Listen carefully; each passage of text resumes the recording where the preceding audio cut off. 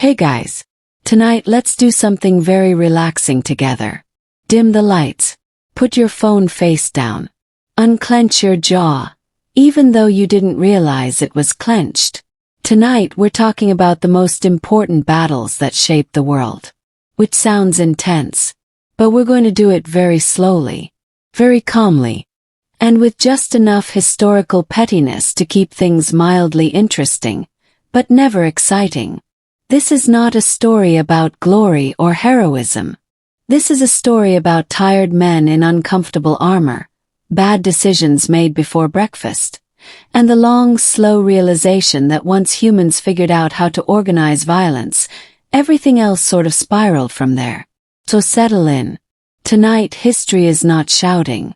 It's whispering. Now, when people think about important battles, they imagine neat lines, dramatic speeches, maybe a flag waving in slow motion. What they don't imagine is hunger, confusion, and a general lack of understanding about what's actually happening. And that's where we begin. Long before empires. Before kings with too many titles. Before anyone thought to write this stuff down. We start with the moment humans realized that fighting wasn't just personal anymore. Could be organized. Our first stop floats us gently back to around 1274 BCE, to a place called Kadesh, which is in modern-day Syria, though at the time it was simply a strategic nuisance everyone wanted. The Battle of Kadesh is often described as the earliest battle in history where we have detailed records from both sides, which already tells you something important. This wasn't just people fighting. This was people documenting their fighting. On one side we have Ramesses II of Egypt. Yes, that Ramesses. The one who put his face on everything. Statues, temples, walls, other statues of himself looking at statues of himself. Ramesses II did not suffer from modesty, or self-doubt, or the urge to ever stop talking about himself. On the other side we have the Hittite Empire, led by King Muwatalli II, a man who history remembers mostly because Ramesses would not stop writing about him.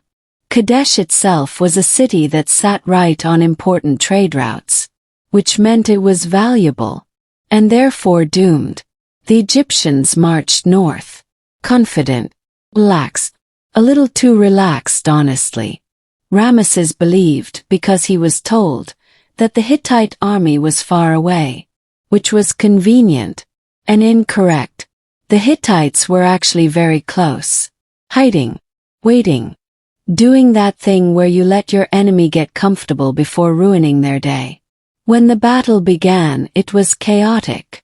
Chariots everywhere, dust in the air, orders misunderstood or ignored. At one point, Ramesses found himself nearly surrounded, which, according to Ramesses, is when he personally became a divine force of nature. In Egyptian records, Ramesses fights like a god, single-handedly, terrifying the enemy, saving the day. In Hittite records, things are less dramatic, more like both sides messed this up and then got tired. The battle ended in what we'd now call a draw. No clear winner, no decisive victory. And yet this is the important part: it changed history. Because after Kadesh, Egypt and the Hittites did something revolutionary. They stopped fighting each other. They signed the world's first known peace treaty. Written down, copied, displayed proudly. It turns out that after enough expensive confusion, even ancient empires realized constant war was exhausting. Kadesh didn't reshape borders dramatically. It reshaped thinking. War was now something you negotiated after. And that idea never went away. Let's gently drift forward. Our next battle doesn't involve chariots or pharaohs. It involves discipline. And very little clothing. Welcome to 490 BCE. And the Battle of Marathon. Yes, that marathon. The running one. We'll get to that. At this point, the Persian Empire is enormous. Comfortably enormous. the kind of empire that assumes it will win because it usually does. The Persians are not villains here. They are administrators, organizers. They like taxes and roads and stability. Across the water we have the Greek city-states, which are argumentative, disorganized, and emotionally committed to independence in a way that makes them very hard to manage.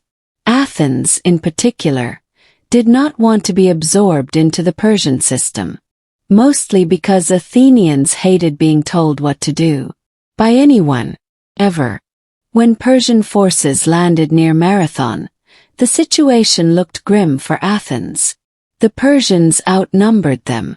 They had better resources, and they had experience. The Athenians had hoplites and anxiety, but they also had something new. A citizen army. These were not professional soldiers fighting for a king. These were citizens fighting for their own city, their own land, their own political experiment. When the battle began, the Greeks charged, literally ran at the Persians, which surprised everyone. The Persian lines broke, not because they were weak, but because they didn't expect this level of collective stubbornness. The Athenians won. And yes, afterward, a messenger ran back to Athens to announce victory, and then died, which somehow became inspirational instead of alarming. Marathon mattered because it preserved something fragile, the idea that a small group of people could govern themselves. Democracy, in its early messy form, survived another day. Without Marathon, there may have been no Athens as we remember it. No philosophers wandering around asking annoying questions. No dramatic plays. No political theory that still gives everyone headaches. One battle. A lot of consequences. Let's float onward. Now we arrive at a battle that people love to romanticize. So we will not do that. 331 BCE. The Battle of Gaugamela. This is Alexander the Great at his most inevitable. Alexander was young, brilliant, and absolutely convinced of his own destiny, which history annoyingly rewarded. He faced Darius III of Persia, ruler of an empire so large it was almost unmanageable. Darius had numbers, resources. Alexander had speed, confidence, and a habit of personally charging into danger like someone who had not yet learned about consequences. The battle itself was meticulously planned. Alexander exploited gaps. Darius panicked. At a crucial moment Darius fled, which once a leader does that tends to end things. Alexander won. Persia fell. And the world tilted. Greek culture spread across the Near East. Ideas mixed. Languages blended. This wasn't just conquest. It was cultural fusion. Science, philosophy, art. All began to cross boundaries more freely.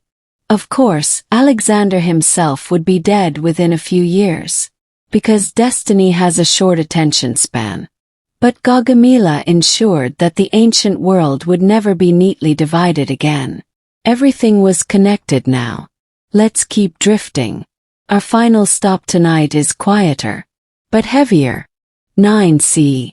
The Battle of the Teutoburg Forest. Rome at this point believed it was unstoppable, which is usually when history intervenes. The Romans marched into Germanic territory, confident, orderly, slightly bored. They trusted a local ally named Arminius, which was their mistake. Arminius had Roman training, Roman citizenship, and absolutely no intention of staying loyal. He led 3 Roman legions into dense forest. Ambushes. The Romans could not form their usual formations. Their discipline meant nothing in the chaos. Over several days, the legions were annihilated. Rome was stunned. The Emperor Augustus reportedly wandered his palace crying, "Varus, give me back my legions." They were not coming back. Teutoburg forests stopped Roman expansion northward. It drew a cultural boundary that still echoes today. Latin south. Germanic north. Modern Europe quietly took shape in the mud and trees. And Rome learned, slowly, that even empires have limits.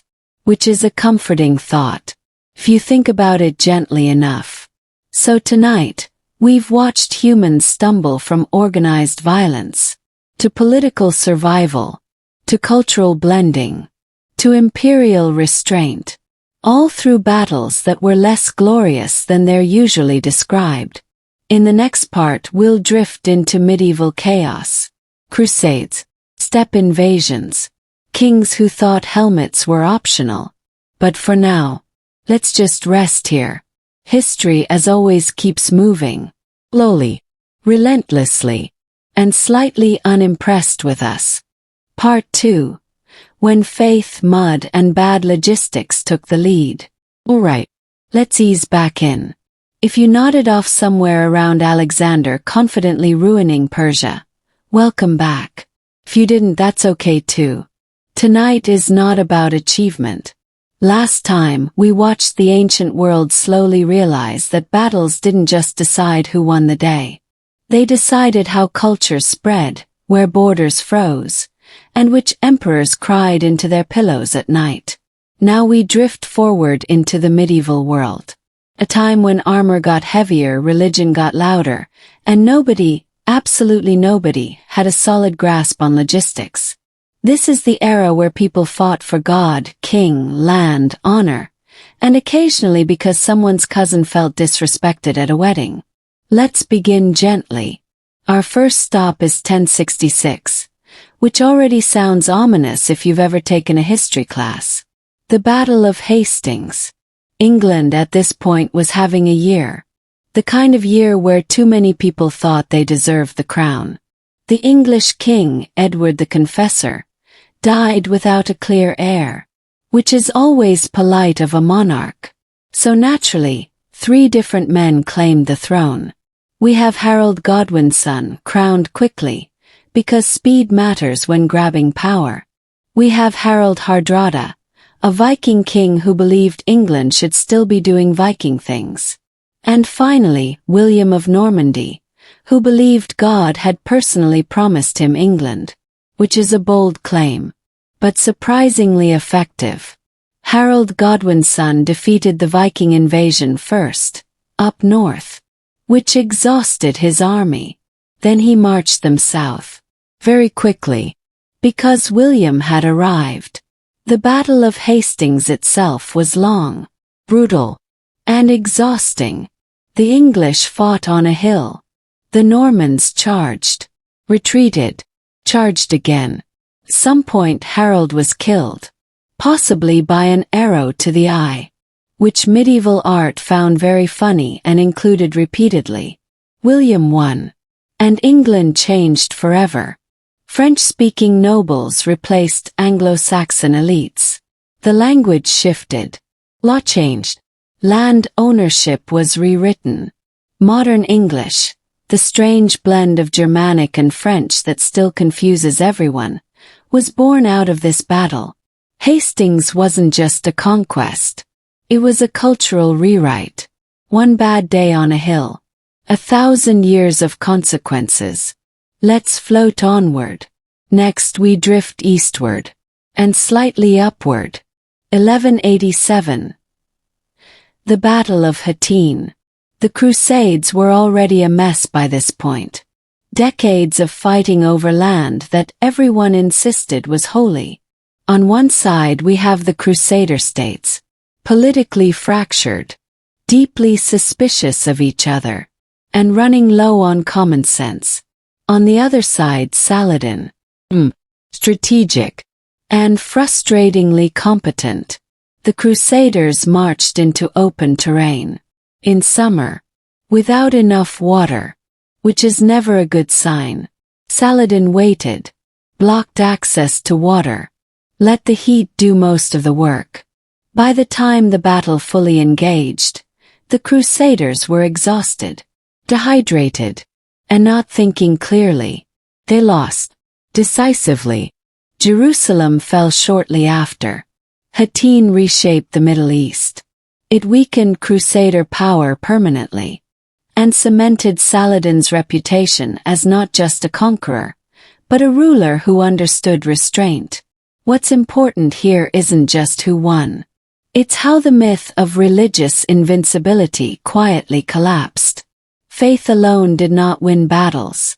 Water still mattered. History finds that very funny. Let's keep drifting. Now we arrive at a battle that looks simple on the surface, and absolutely was not. 1215. The Battle of Bouvines. This one is less famous, but incredibly important. Involved here are France, England, the Holy Roman Empire, and assorted nobles who all hated each other in very specific ways. England's king at the time was John. That King John. The one everyone hated. The one who lost wars, raised taxes, and somehow managed to annoy every powerful group simultaneously. France, under Philip II, was doing better. More organized. More confident. At Bouvines, the French won. And King John lost. Again. This loss weakened John so badly that, the following year, English nobles forced him to sign the Magna Carta, which limited royal power, introduced the idea that even kings had rules, and quietly reshaped political thought. So while Bouvines itself was a muddy, chaotic medieval fight, its aftermath laid groundwork for constitutional government, which is an oddly productive outcome for such a miserable day. Let's float further. Now we head into the 14th century, where armor is heavy and optimism is low. 1346. The Battle of Crécy. England versus France. Again. This is part of the 100 Years' War, which lasted much longer than advertised. The English king, Edward III, had a smaller army, but he had longbowmen, and longbows changed everything. French knights charged. Over and over. The English stood still. And shot. Knights fell.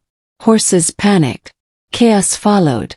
Crécy shattered the idea that armored nobility were unstoppable. Peasants with bows had just rewritten warfare. This wasn't just a tactical shift. It was a social one. The medieval hierarchy took a quiet hit, and never fully recovered. Armor could not protect status forever. That realization lingered. Let's gently move forward again. 1453. The fall of Constantinople. Not technically one battle, but one long decisive event. The Byzantine Empire, once mighty, was now tired, shrunken, and surrounded. The Ottoman forces under Mehmed II brought something new. Cannons. Big ones. Walls that had stood for 1,000 years cracked. When Constantinople fell, the medieval world ended. Quietly. With smoke and stone and disbelief. Scholars fled west, bringing ancient texts with them. The Renaissance accelerated. Trade routes shifted. Empires rose. One city fell. An era changed. So far we've watched battles decide language, law, religion, and social structure. Not because anyone planned it that way, but because history enjoys consequences. In the next part, we'll drift into the early modern world. Gunpowder. Empires with paperwork. Battles fought by men who believed maps were destiny. For now, rest. The world is still reshaping itself. Slowly. Inexorably. And usually by accident. Part 3. When gunpowder arrived and everyone pretended this was fine. Alright. Let's drift back in. If medieval Europe felt muddy and exhausting, the early modern world decided to add smoke. Lots of smoke. And paperwork. This is the era when battles stop being personal and start feeling bureaucratic. Kings no longer just shout orders. They issue commissions. They hire accountants. They write letters explaining why this war is definitely necessary. And somewhere in all of that, gunpowder quietly takes over. No one loves it at first, but it changes everything anyway. Let's begin in 1517, although the battle itself comes a little later. The Battle of Pavia, fought in 1525, is where medieval warfare officially realizes it has been replaced. On one side we have Francis I of France. Charming. Convinced he was destined for greatness. On the other side, the forces of Charles V, Holy Roman Emperor, who ruled so much land that his maps needed breaks. Francis believed in knights, heavy cavalry, honor. Charles believed in infantry, firearms, and letting the enemy make mistakes. At Pavia, French knights charged. Again. 'Cause of course they did. And they were met with gunfire. The result was not heroic. It was efficient. Francis I was captured. King. Taken prisoner. Which was deeply embarrassing. Pavia marked the end of the knight as the dominant force in European warfare. Armor could not compete with bullets. Nobility could not charge their way out of modernity. War was now about coordination, firepower, and logistics, which sounds boring, but unfortunately works very well. Let's float onward. Now we drift into a conflict that lasted so long people forgot why it started. 30 Years' War. From 1618 to 1648. This wasn't one battle. It was a collection of disasters. Religion was involved. Politics was involved. Personal grudges were involved. Everyone had a reason, most of them bad.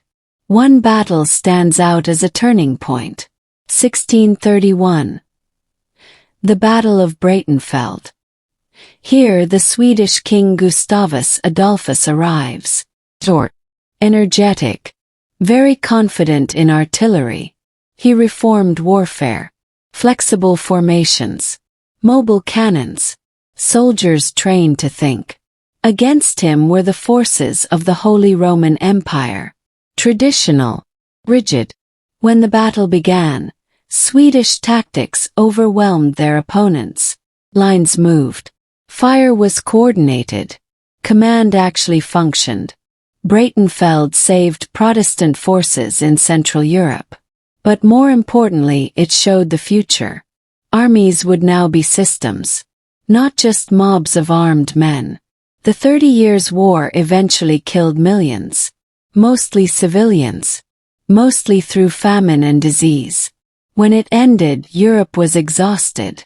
The Peace of Westphalia followed, establishing the modern idea of sovereign states. Borders mattered. Interference had limits. In theory, Westphalia didn't bring peace forever, but it gave war rules. And history loves rules almost as much as it loves breaking them. Let's keep drifting. Next we cross the Atlantic.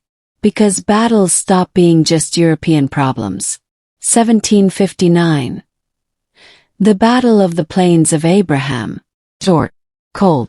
Decisive. France and Britain fought for control of North America. Specifically Canada. The British General James Wolfe climbed cliffs at night. Because someone suggested it was impossible.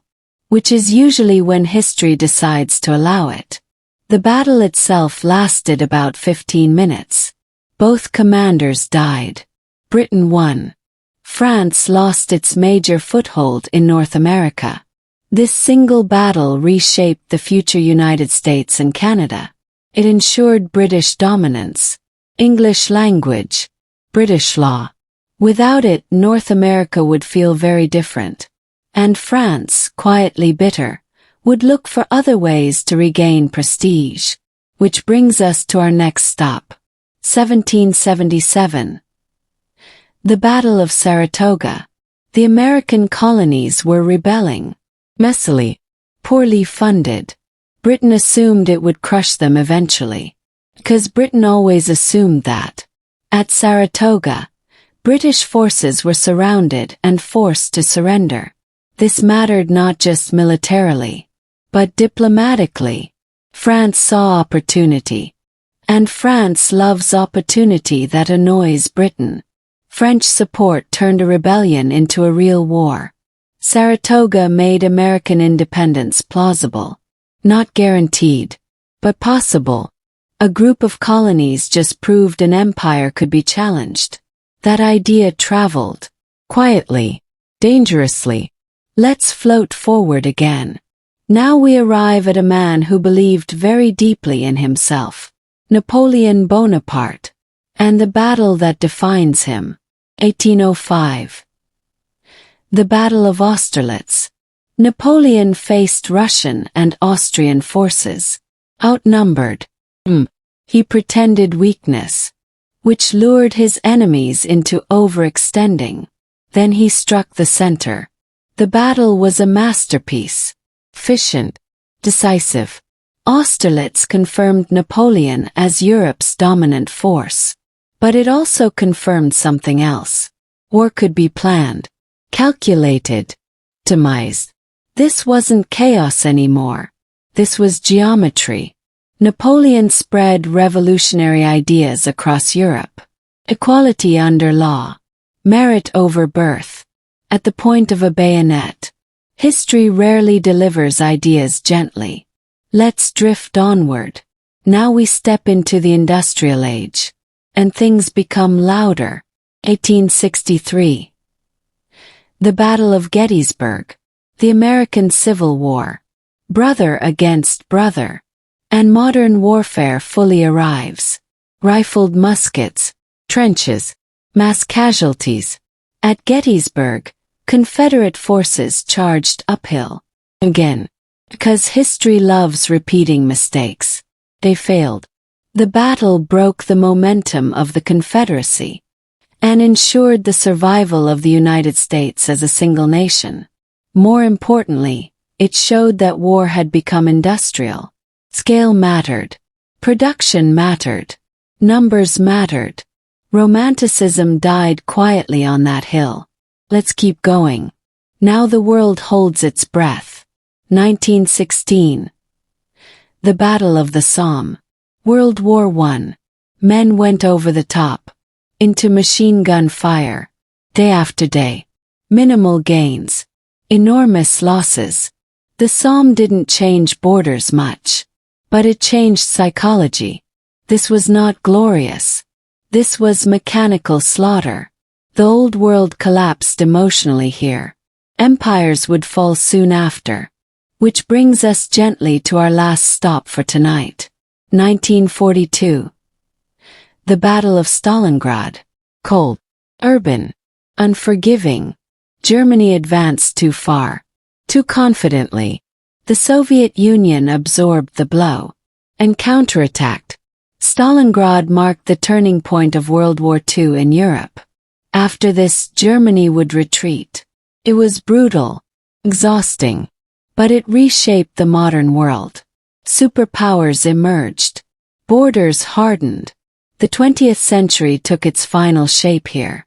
So tonight we've watched warfare evolve. From knights to cannons. From empires to nations. From chaos to calculation. None of it neat. None of it heroic. Just humans making decisions. And living with them. In the next part we'll slow things even further. Cold Wars. Proxy battles. In the next part we'll slow things even further. Cold Wars. Proxy battles. Conflicts where nobody officially fought. But everyone suffered anyway. For now rest. History is tired too. Part 4. When the world got nervous and fought without admitting it. Alright. Let's ease back in again. If Part 3 ended with smoke, ruins, and the quiet hum of factories, Part 4 is where everyone collectively decides that open, enthusiastic warfare might be a bad look. Not because it's immoral. That realization comes later. But because it's expensive. And embarrassing. This is the era where battles still shape the world. But they do so indirectly. Quietly. through standoffs, proxies, and long meetings where nobody trusts anyone else. The fighting doesn't stop, just becomes more awkward. We begin in 1945, but not with a battle, with silence. After World War II, the world looks around at itself and realizes it has gone too far. Cities flattened, empires collapsed, Europe exhausted and quietly traumatized. Two powers emerge mostly intact: the United States and the Soviet Union. They don't like each other, they don't trust each other, and they both have weapons that can end everything. So they don't fight directly. Instead they circle carefully. This tension gives us our first battle of the Cold War era, one without gunfire. 1948 to 1949. The Berlin Airlift. Berlin is a city trapped inside Soviet-controlled territory, which is already uncomfortable. The Soviets block access routes. The goal is simple: starve the city into submission. The Western response is planes. Constantly. For almost a year, aircraft deliver food, fuel, and supplies. Milk. Basic survival. No shots fired. No armies clash. And yet this moment defines the Cold War. Because it establishes a rule. We will not attack you. But we will not back down either. The world learns that battles no longer need trenches to matter. Sometimes endurance is enough. Let's drift onward. Now we arrive at a place where the Cold War stops pretending to be subtle. 1950 to 1953. The Korean War. This one does involve fighting. A lot of it. Korea, divided hastily after World War II, becomes a testing ground. North backed by communism. South backed by capitalism. The war begins suddenly. Violently. The front lines move. Then move back. Then freeze. Millions die. And at the end, the border is almost exactly where it started. Which feels pointless. And deeply symbolic. Korea matters because it establishes the Cold War pattern. Local wars. Global consequences. The superpowers don't bleed directly. Other people do it for them. It's efficient. And morally exhausting. Let's continue. Now we step into a moment where the world almost ends. Quietly. Politely. Through paperwork and misunderstandings. 1962. The Cuban Missile Crisis. Again, not a battle in the traditional sense, but possibly the most important confrontation in human history. The Soviet Union places nuclear missiles in Cuba, close to the United States, uncomfortably close. The United States notices, objects strongly. For 13 days, the world holds its breath. Navies maneuver. Bombers wait. Everyone rehearses the end. In the end, diplomacy works. Missiles are removed. A deal is made quietly. No one wins. Everyone survives. And that survival reshapes global behavior. After Cuba, leaders understand something essential. There are limits. Total war is no longer an option. It's extinction. From this moment forward, battles are fought carefully. Indirectly. With plausible deniability. Let's float into one of those. 1968. The Tet Offensive. Vietnam. The United States believed it was winning, which is usually when history intervenes. The Tet Offensive was a massive, coordinated attack by North Vietnamese and Viet Cong forces. Militarily it failed. Strategically it succeeded. Television brought the war into living rooms. The illusion collapsed. Public support evaporated. Tet proved something new. Perception matters more than victory. You can win battles and lose wars. After Vietnam, no major power would ever fight without considering public opinion again. Least not openly. Let's move forward. Now we arrive at a battle that reshaped the Middle East permanently. 1967. The Six-Day War. Short, explosive, decisive. Israel, surrounded and threatened, launched a preemptive strike. Air power destroyed opposing forces almost immediately. In 6 days, borders changed dramatically. Territories were taken, lines redrawn, and the modern Middle East conflict hardened. This war matters not just for its speed, but for its aftermath. Occupation, resistance, unresolved grievances. 6 days created decades of tension. History is very efficient sometimes. Let's keep drifting.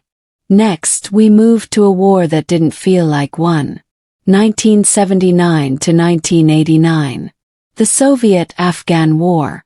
The Soviet Union entered Afghanistan believing it could stabilize the region. Could not.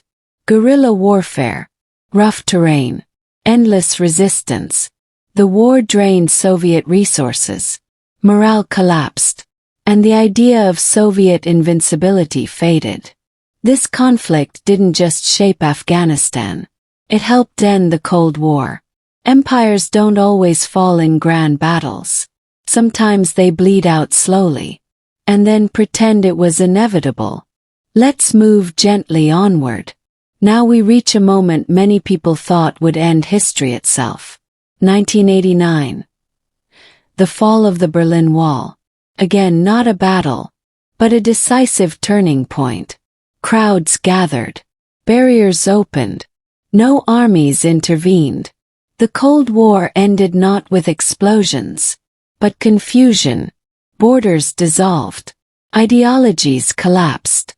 The world briefly believed it had figured things out. Had not. But for a moment, optimism was fashionable. Let's drift into the modern era. 1991. The Gulf War.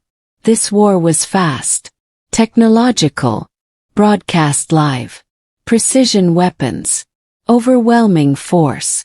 It demonstrated a new kind of warfare, remote, clinical, efficient, and deeply misleading, because it made future wars seem easier than they were. History does this a lot. Now our final stop for tonight. Not a single battle, but a shift. Post-2001. The War on Terror. Undefined, endless. Battles fought without clear fronts. Enemies without uniforms. Technology advances. Drones. Surveillance. War becomes constant background noise. This era reshapes privacy, security, fear itself. The battlefield is everywhere and nowhere, and that might be the most important change of all. So tonight we've watched battles become abstractions, from swords to gunpowder, to ideology, to uncertainty. The world is still shaped by conflict, just quieter now, less ceremonial. In the next part we'll step back, look at patterns, themes, and the uncomfortable truth that no matter how advanced we become, humans still shape history the same way. Slowly, messily. Part 5. When you notice the pattern and try not to think about it too much. Alright, let's settle back in one last time. If you've been drifting in and out, that's perfect. History honestly prefers it that way. We've wandered across thousands of years now. From chariots kicking up dust in the Near East, to missiles sitting quietly in concrete silos, waiting for phone calls that hopefully never come. And before we let this whole thing fade out, it's worth doing something very gentle. Not a summary, not a conclusion, just noticing the pattern. Because the most important battles that shaped the world didn't just change borders. They changed how humans think about power, fear, and control.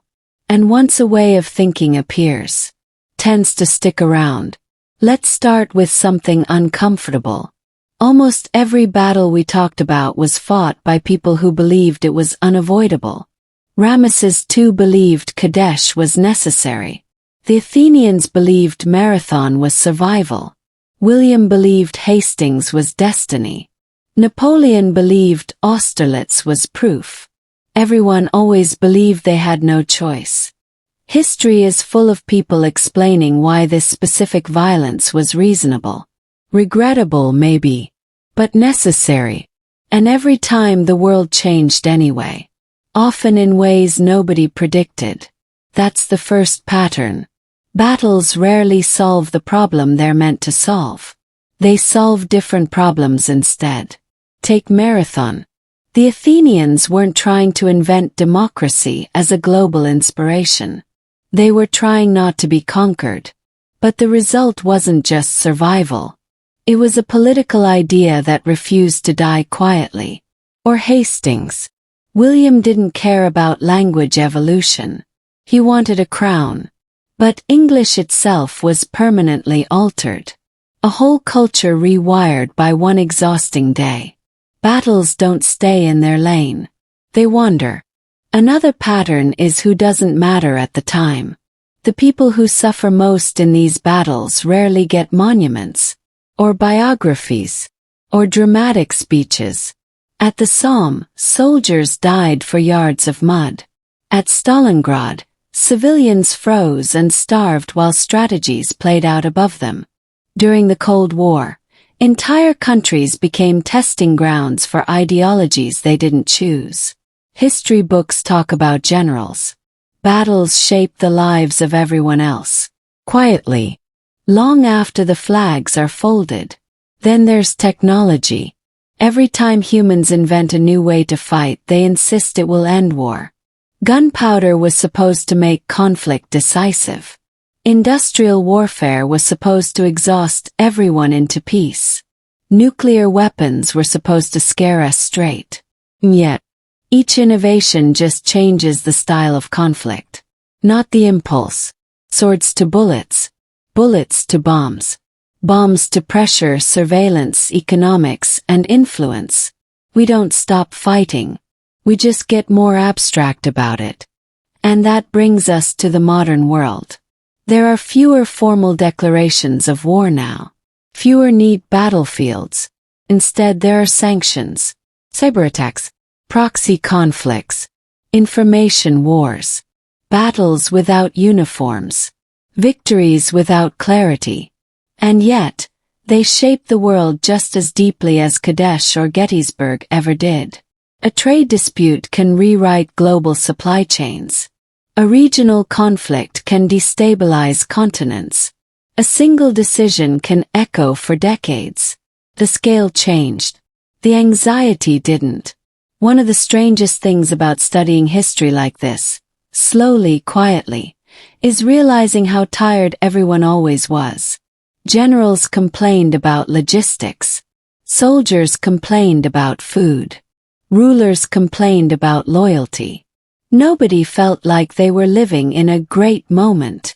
They felt stressed, pressed for time, afraid of making the wrong choice. Just like now. The past doesn't feel heroic when you're inside it. Feels confusing. That's another pattern. And maybe the most important one. Battles shape the world not because humans are cruel, but because humans are short-term thinkers in long-term systems. We react. We escalate. We justify. Then we wake up centuries later and call it history. Borders feel permanent. Until they aren't.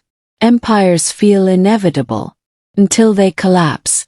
Every age believes it has reached stability. Every age is wrong. Gently. Predictably. So when we talk about the most important battles that shape the world, what we're really talking about is momentum. Moments where the direction of that momentum shifted slightly. A hill held. City fell. A treaty signed. A missile not launched. And suddenly the future leaned another way. Not dramatically. Not cleanly. Just enough to matter. If there's a comforting thought buried in all of this, and there might be, it's this. History isn't shaped by perfect plans. It's shaped by human limits. Fear. Pride. Exhaustion. Hope. The same things we're still dealing with now. which means the future won't be shaped by flawless decisions either. Just by choices made under pressure, slowly accumulating. So tonight, as we let this story fade out, remember that history isn't a straight line. It's a long looping path made by people doing their best, and often doing something else entirely. Battles matter, but so do the pauses between them. The moments when someone hesitates, negotiates, or decides not to act. Those shape the world too, just more quietly. And on that note, let your thoughts drift. Let the centuries blur together. History will still be there in the morning, unresolved, unfinished, just like us. Good night. Part 6. The part where history keeps breathing after you thought it was done. Alright, we'll keep going. Because history never actually ends when it feels like it should. Just lowers its voice and keeps talking. If part 5 felt like a quiet landing, this part is more like lying there afterward, staring at the ceiling, letting stray thoughts wander back in. No big conclusions. No credits rolling. Just the continuation. One of the strangest things about battles that shape the world is how rarely people notice them while they're happening. Most participants don't think they're inside a turning point. They think they're inside a mess. Conflicting orders. Incomplete information. A general sense that something has gone wrong, but no one is quite sure how. Kadesh didn't feel historic. Felt confusing. The Psalm didn't feel transformative. Felt endless. The Cold War didn't feel like a new era. Felt like waiting. History only becomes important later, when someone has the luxury of distance. And distance changes everything. Take modern conflicts. When future historians look back at the early 21st century, they won't point to neat cinematic battles. They'll point to decisions. Moments where something didn't happen. Moments where escalation paused. Moments where restraint barely won. They'll talk about cyber operations no one admitted to. Economic pressure applied quietly. Disinformation spreading faster than armies ever could. These are the new battlefields. Not loud. Not dramatic. Just persistent. It's tempting to believe that humanity has outgrown world-shaping battles. That we've learned. That we've matured. History is not convinced. What we've really done is change the scale and disguise the mechanisms.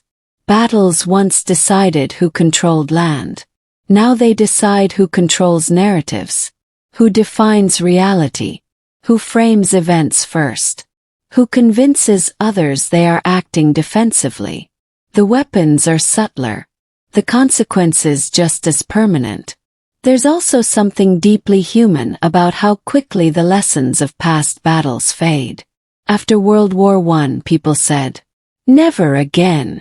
After World War II, they said it louder. And yet, conflicts resumed almost immediately. Smaller.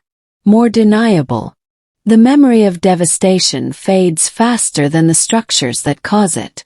Which means history doesn't repeat exactly. It rhymes, as everyone loves to say. Sometimes off-key. Another quiet truth about world-shaping battles is that they often empower systems rather than individuals. Alexander died young. Napoleon died exiled. But bureaucracy lived on. Armies became institutions. Wars became processes. Once systems learn how to fight, they keep doing it even when individuals change. That's why modern conflicts feel impersonal. Decisions are made far from consequences. Buttons pressed. Forms signed. Statements released. The distance grows. And yet, for all of that abstraction, the core experience hasn't changed much.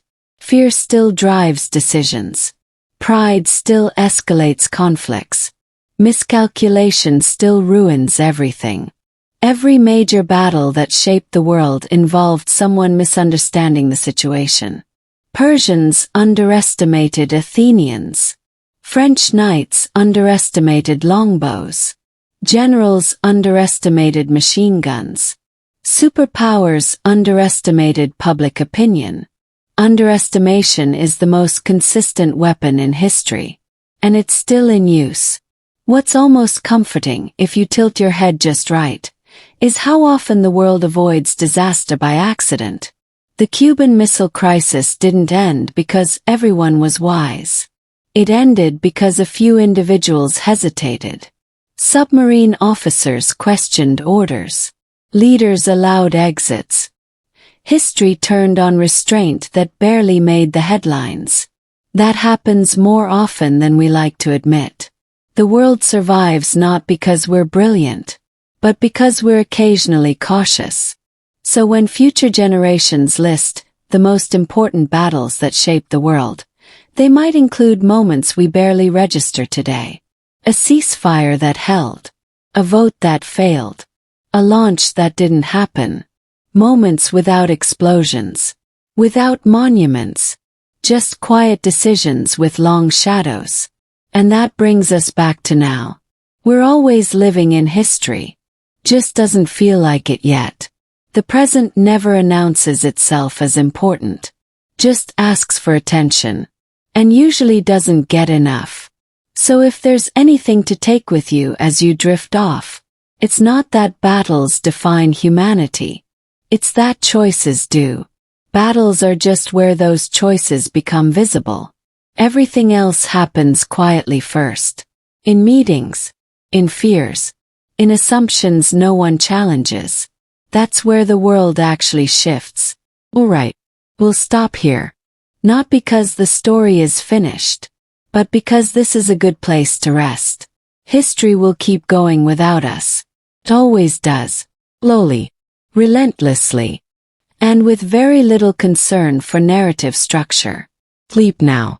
The next turning point can wait until morning. Part 7.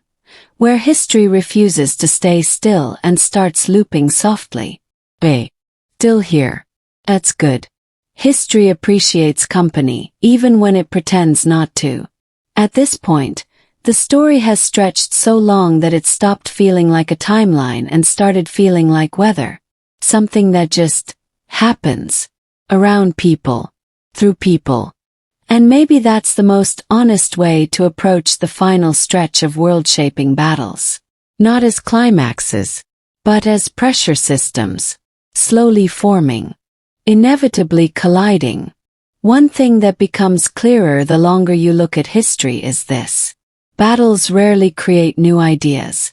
They accelerate old ones. Nationalism didn't appear at Gettysburg. It was already there. Gettysburg just made it unavoidable.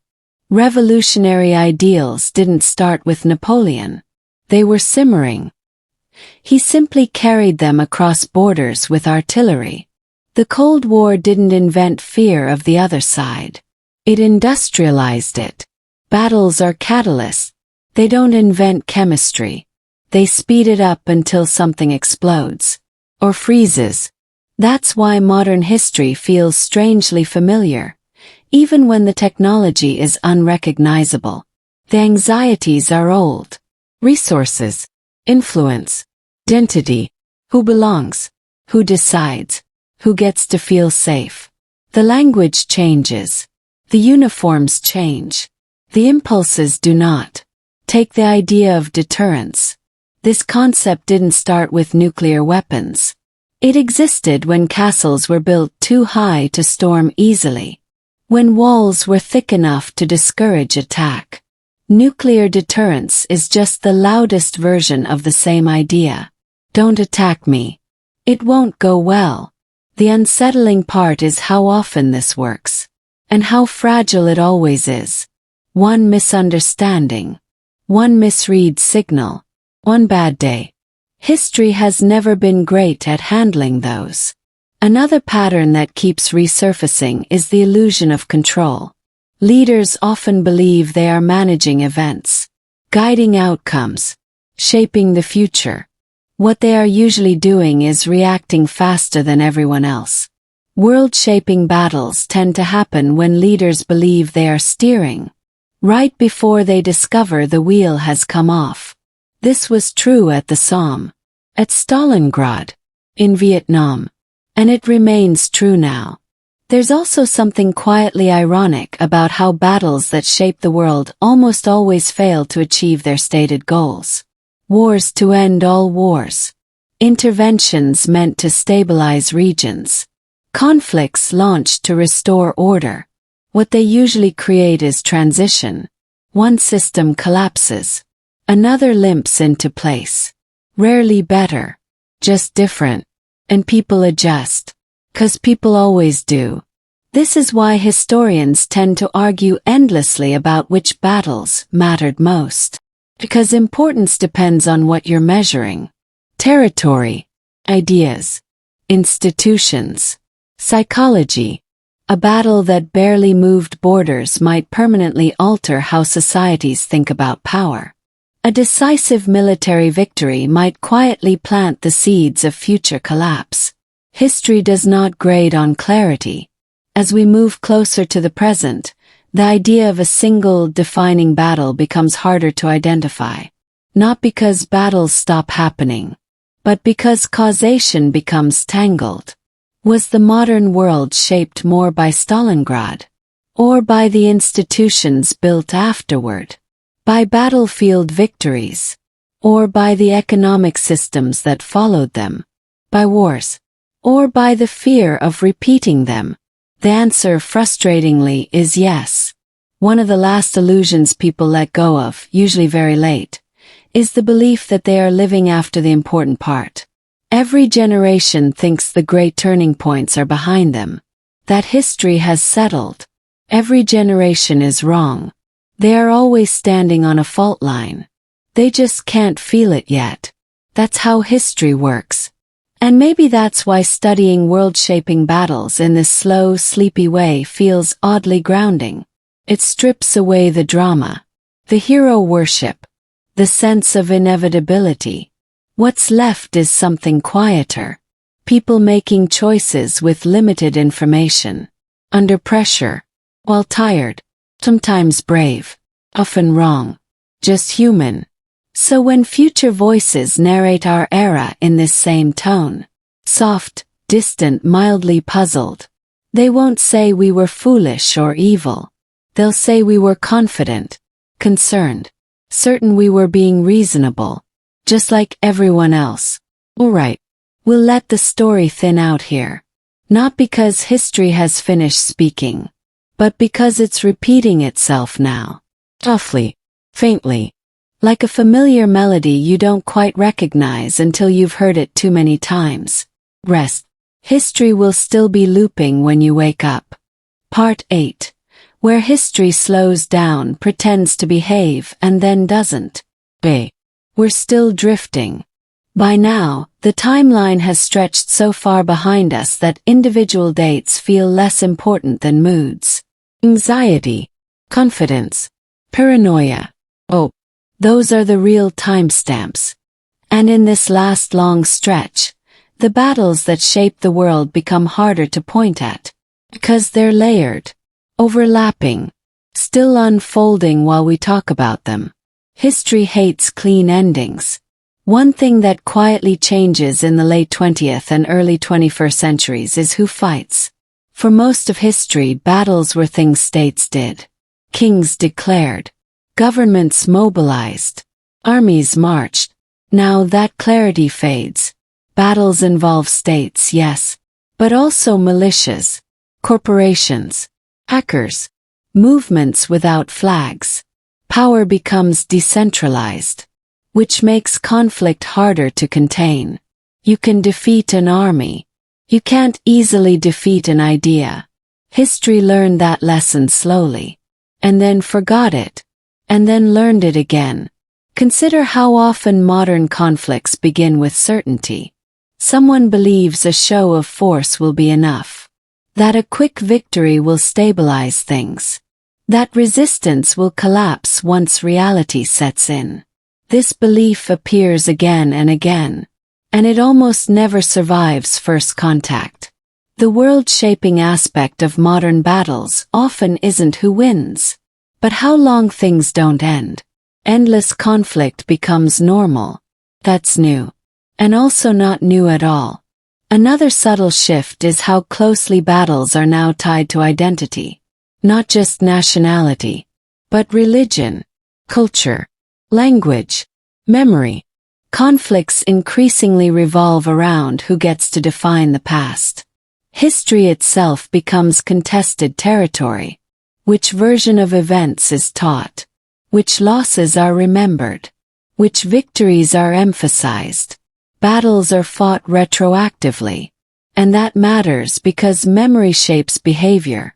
A society that remembers itself as victimized behaves differently than one that remembers itself as victorious. And those memories harden over time. This is why certain battles never really end. They fade from the battlefield, but continue in politics, in textbooks, in arguments. The consequences stretch forward quietly, influencing decisions long after the weapons are gone. In that sense, the most important battles that shape the world are sometimes the ones people keep arguing about centuries later. Not because of what happened, but because of what they mean. There's also a growing discomfort in modern history with the word victory. Older wars loved it. Victory was clear. Someone surrendered. Someone ruled. Now victory is ambiguous. Objectives shift. Goals evolve. Success is declared. And then questioned. Wars end without endings. Battles end without closure. And that ambiguity seeps into everything else. Politics, trust, public confidence. Uncertainty becomes the default state. Another pattern worth noticing, very gently, is how often world-shaping battles are followed by sincere attempts at reform. After devastation, people always promise to do better. New institutions are built. New rules are written.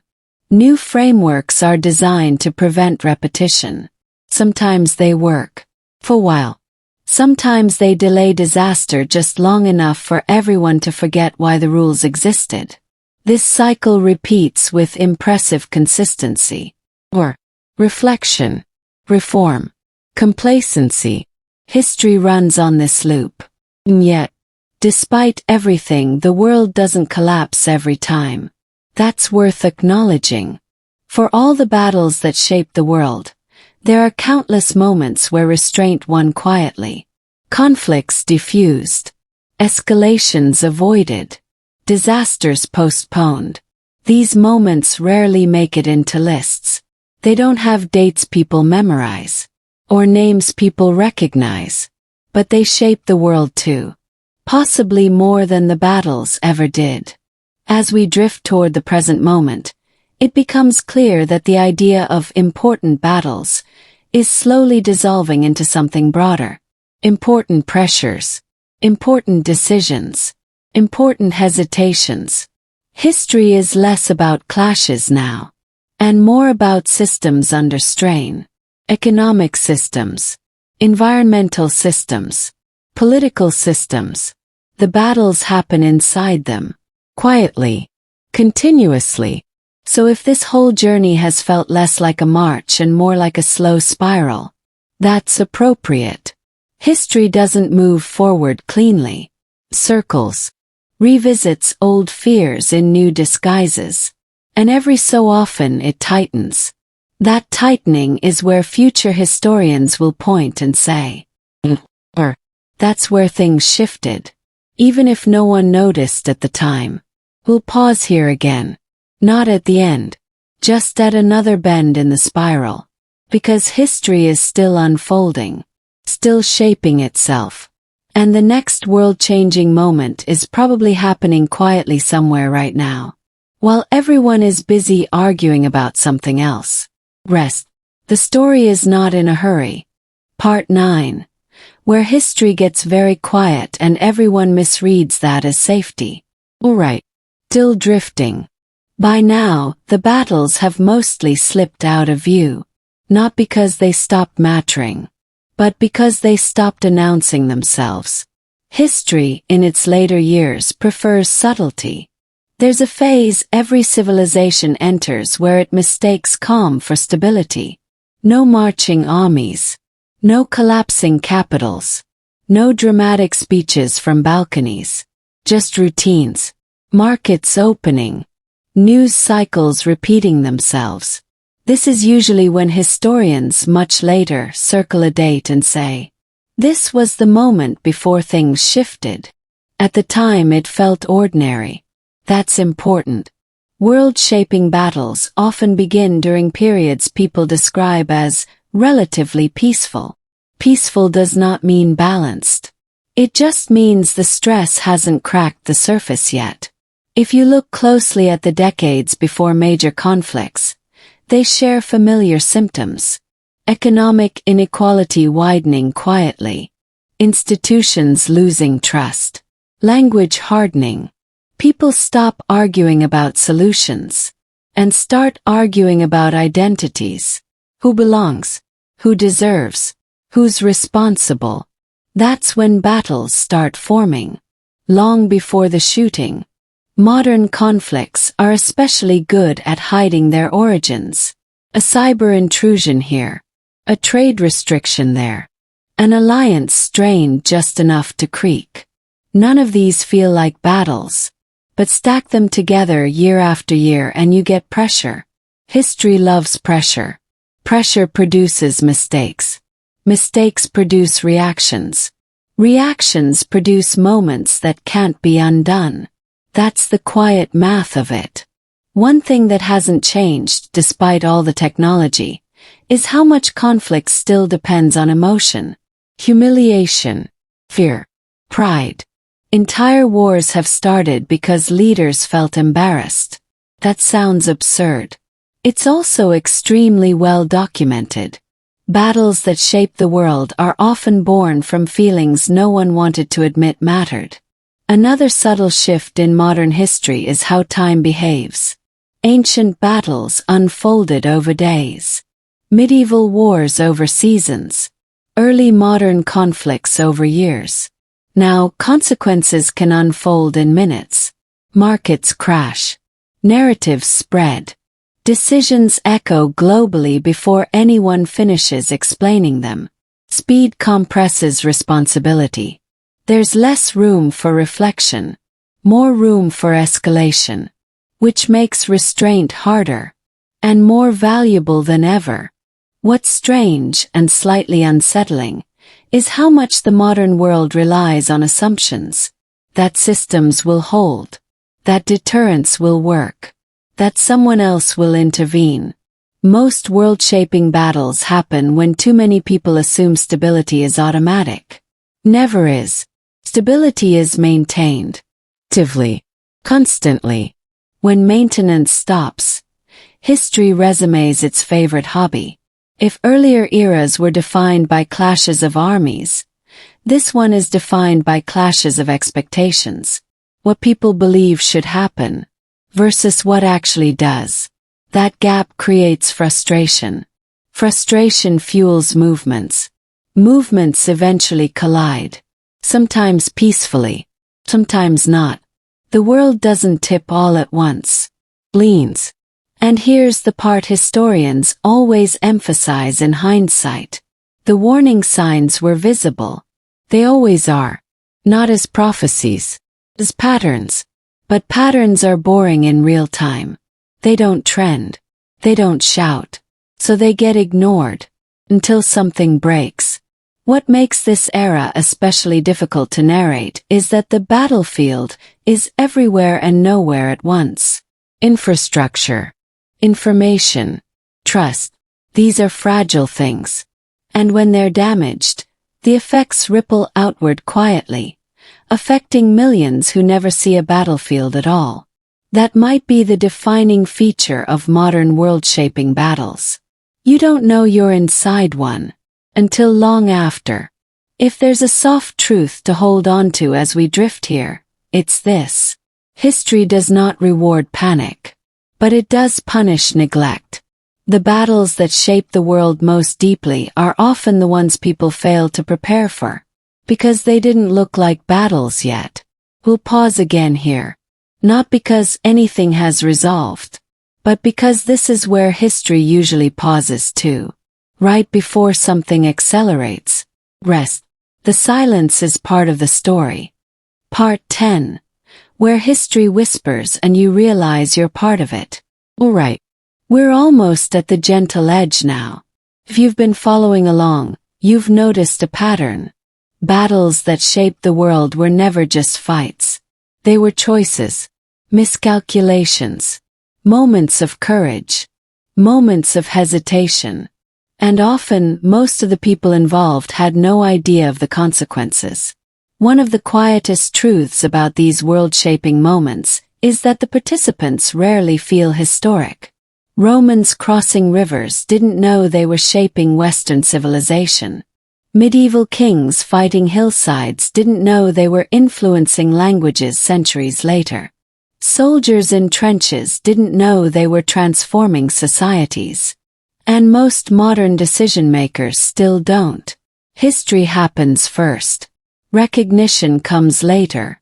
It's also comforting in a strange way to notice how cyclical it is. Every century has moments like these. People fighting over land, ideology, influence. Miscalculating the speed of change. Underestimating rivals. Overestimating themselves. Patterns repeat because humans don't change as fast as technology does. Tools shift. The uniforms change. The language evolves. But the impulses, they linger. And yet, there's a subtle thread of hope that runs through all of this. Battles, quiet or loud, don't just destroy. They create. They create new systems, new alliances, new ideas, new ways of thinking about the world. Even disastrous outcomes force adaptation. Even miscalculations teach lessons. Even silence preserves lessons for those willing to notice. In fact, some of the most important battles weren't fought at all. They were avoided, de-escalated, negotiated. The Cuban Missile Crisis, the Berlin airlift. Moments of restraint quietly redirected the course of history. Sometimes, the absence of battle matters more than any victory could. And here's a gentle pattern to notice. Every world-shaping battle, ancient or modern, carries a human signature. Fear, pride, hope, confusion, exhaustion. Even the most abstract wars, cyber, economic, ideological, still depend on humans making choices under pressure. It's the continuity that makes history both predictable and endlessly surprising. So when you think about all the battles that shaped the world, it's worth remembering. The noise is temporary. The smoke eventually clears. The human impulses, they echo. Every decision, every hesitation, every overlooked warning, they ripple outward. They shape futures in ways no one sitting in a command tent or behind a keyboard can fully understand. And that's perhaps the softest lesson of all. History isn't finished. Never will be. The world keeps moving. People keep making choices. And tomorrow, someone will be caught inside a moment they don't yet realize is historic. Maybe that someone is you. Maybe that someone is all of us. So tonight, as the story fades into the quiet of your room, remember that battles aren't always dramatic. They aren't always visible.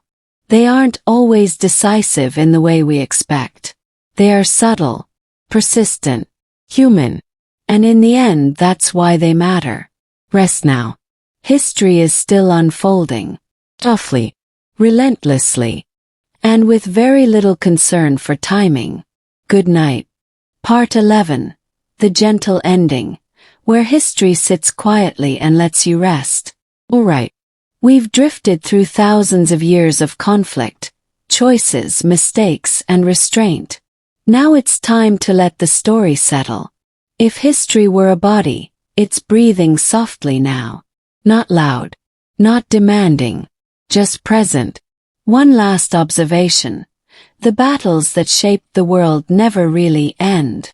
They leave traces, lessons, patterns, systems. Even after swords rusted, even after empires fell, even after silos were decommissioned, the effects linger in subtle ways. Borders, languages, rules of engagement, ideas about who has power, and, quietly, in how humans behave when they think they are alone. History remembers, even when we don't. And that brings us to the softest truth of all. Battles, whether ancient or modern, are not about glory, not about drama, not about winning in the moment.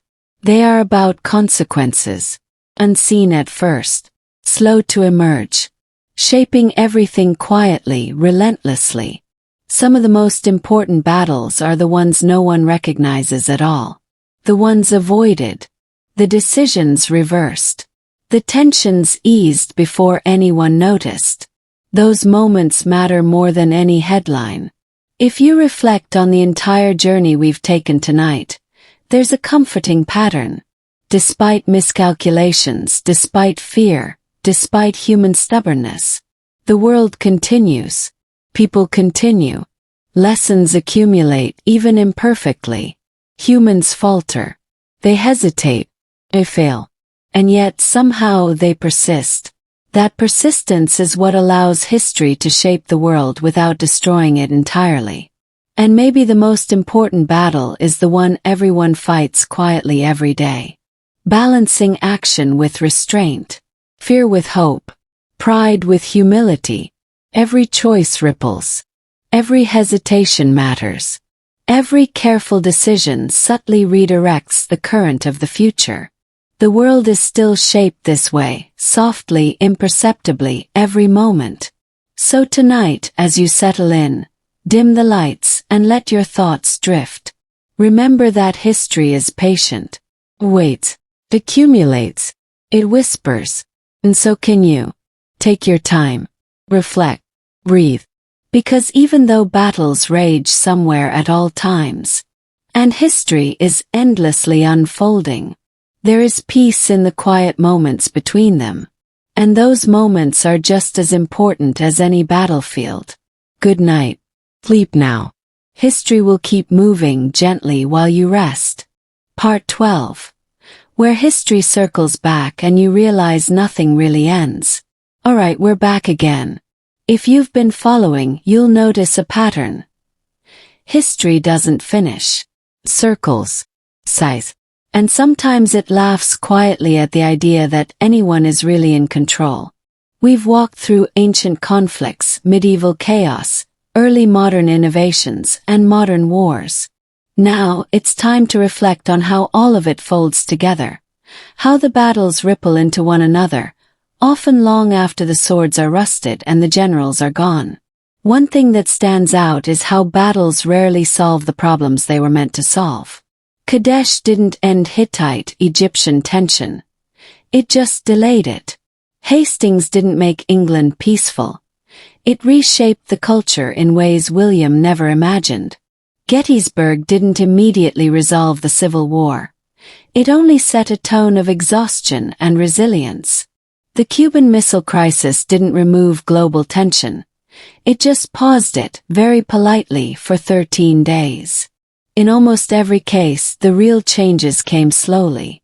Not in moments of glory. Not in triumphal marches. But in the quiet aftermath. The treaties, the policies, the hesitations, the small decisions no one notices at the time. Let's float over to one of the more modern examples, the late 20th century. The Cold War, in particular, is a masterclass in battles that aren't obvious. No armies clashed directly between the United States and the Soviet Union. Instead, espionage, propaganda, proxy wars, economics. Millions suffered quietly in places like Vietnam, Afghanistan, and Central America. Meanwhile, superpowers polished their speeches, played nuclear chicken, and pretended they weren't terrified of accidentally ending everything. History doesn't always announce itself with explosions. Sometimes it whispers in boardrooms and on the radio. Another lesson that keeps appearing is the role of human error and hesitation. Almost every decisive battle in history involved someone miscalculating. Napoleon underestimated the Russian winter. Hitler underestimated Soviet resilience. The British underestimated colonial resistance. Modern leaders underestimate the speed of information and public reaction. History loves this. It repeats the same mistakes in slightly different packaging, and we keep thinking, this time is different. Spoiler, it rarely is. And then there's the strange longevity of battles' consequences.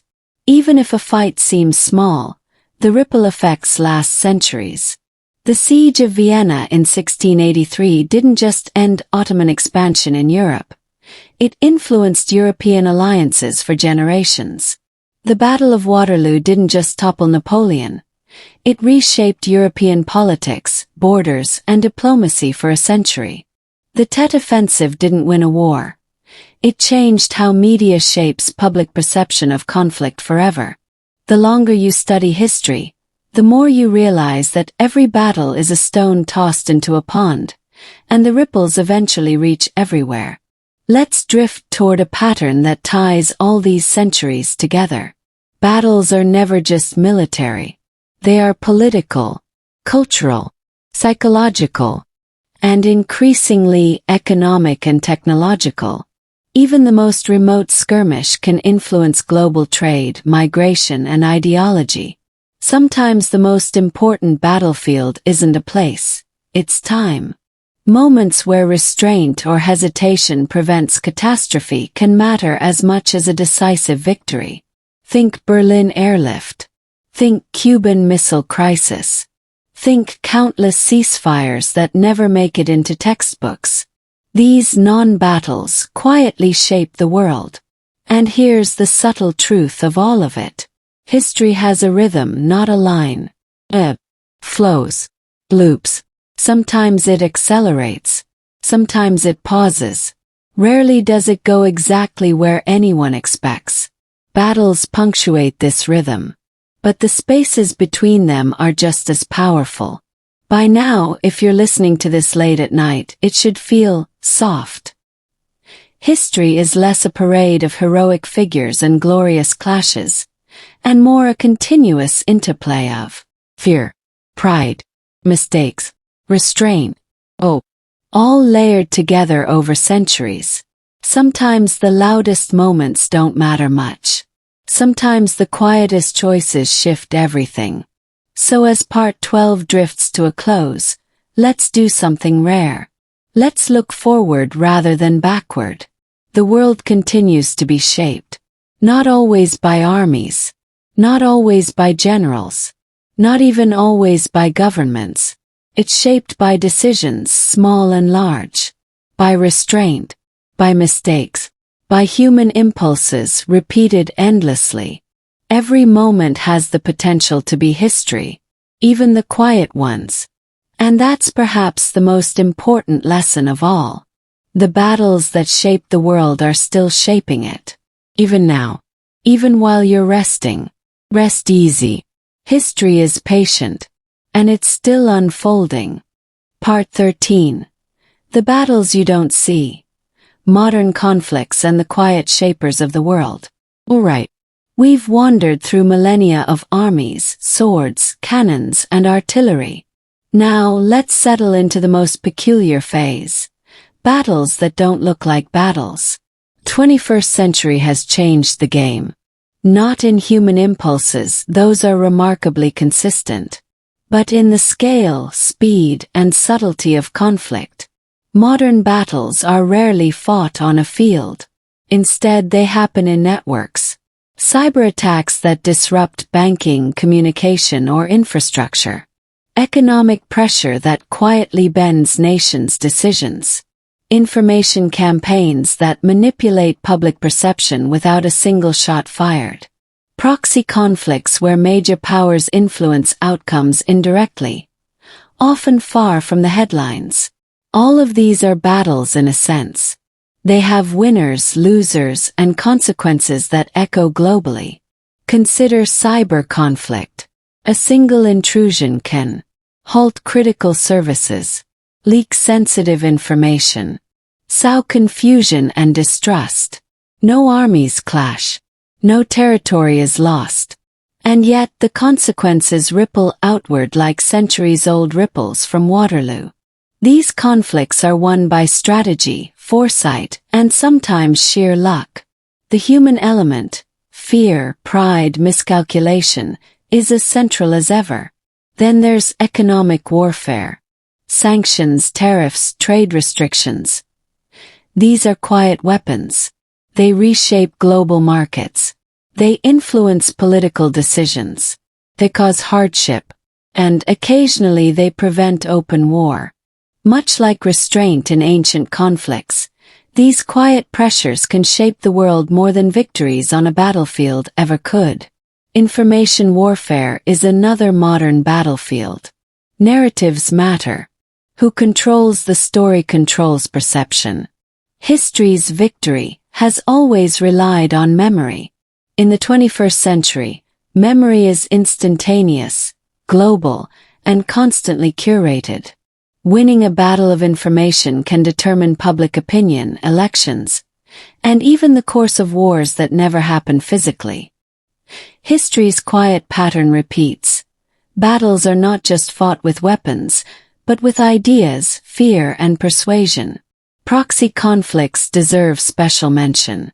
Wars in Syria, Yemen, Ukraine, and other regions aren't always about direct conquest. They're about influence, survival, and demonstrating power without triggering a full-scale global escalation. Superpowers often stand on the sidelines, quietly nudging outcomes. History again is patient. It records these subtle shifts as decisive only much later. And here's the interesting constant. Human error and emotion are still at the center. Misjudging an adversary's resolve. Overestimating technological superiority. Underestimating public response. Even with drones, cyber weapons, and satellites, the world still turns on hesitation, pride, and miscalculation. Nothing really changes. Just the tools get more sophisticated. Another quiet pattern. Restraint matters more than ever. Preventing escalation is the modern equivalent of winning a battle in the old days. Leaders pause before launching. International institutions negotiate quietly. Individuals hesitate, reconsider, and sometimes avoid catastrophe entirely. These moments rarely make the news. But centuries from now, historians may point to them and say, that was a turning point. So the modern world is full of invisible battles. Silent wars over economics. Quiet digital skirmishes. Ideological and cultural conflicts that never end. Yet all of them are shaping borders, ideas, economies, and human behavior. The ripple effect is just as real.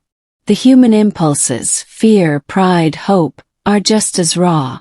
The difference is subtlety, quiet persistence, slow, cumulative change. In fact, one could argue that the most important battles today are those that don't make headlines. Those that prevent wars. Those that influence quietly. Those that shape the world without anyone realizing it. The world is still shaped by small decisions under pressure, by restraint, by hesitation, by human error. History is just happening faster and in ways we barely notice. So tonight, as we finish this part of our journey, take a deep breath. The battles that shape the world are still shaping it. They're in your technology, in politics, in economies, in how people perceive each other. And if you're quiet enough, you can feel their echoes even now. Rest easy. The world keeps turning. The battles keep shaping it. And history remains patiently patient. Part 14. The final reflection, where battles fade and choices remain. Alright. We've walked through thousands of years of conflict now. From bronze spears at Kadesh to drones and cyber intrusions in the 21st century. We've drifted through centuries of chaos, courage, hesitation, miscalculation, and restraint. And now, let's settle into the soft, reflective ending. If there's one thing history teaches over millennia, it's this: battles never exist in isolation. Every sword stroke, every cannon shot, every silent negotiation, every economic sanction, they all ripple outward. They influence things the participants never imagined. They touch people who will never hear about them. And they set the stage for future conflicts or future peace. The fascinating part is how consistent human behavior is. Fear drives decisions. Pride escalates situations. Hope shapes choices. Mistakes are inevitable. The tools change. Spears, muskets, machine guns, nuclear weapons, cyber weapons. But the impulses remain remarkably the same. History is a mirror of ourselves in slow motion. Another quiet truth is the value of restraint. Across centuries, the most world-shaping moments were often not victories on the battlefield. They were hesitations. They were choices not to escalate. They were moments when someone paused, reconsidered, and prevented catastrophe. Sometimes, avoiding a battle matters more than winning one. And that brings us to a soothing paradox. The loudest moments are not always the most important. The quietest decisions often echo the longest. History is patient, waits, accumulates, and its consequences are rarely dramatic in the moment. So as you lie back and let your thoughts drift, consider this. The world is shaped every day by human choices, by the restraint we show, by the mistakes we make, by the courage we quietly muster. Ancient battles shaped empires. Medieval conflicts shaped cultures. Modern struggles shape economies, narratives, and technology. And all of them are connected by the same human impulses. That's the final pattern. History doesn't care about heroism. It doesn't care about drama. Cares about consequences, choices, momentum. Every hesitation, every misjudgment, every careful decision. That is what shapes the world. So tonight, as the story fades completely, take a moment to rest with this thought. The battles that shape the world are still shaping it. You are part of that unfolding. Every decision you make echoes quietly in the larger story. Even while you sleep, history is patient, and so can you be. Good night.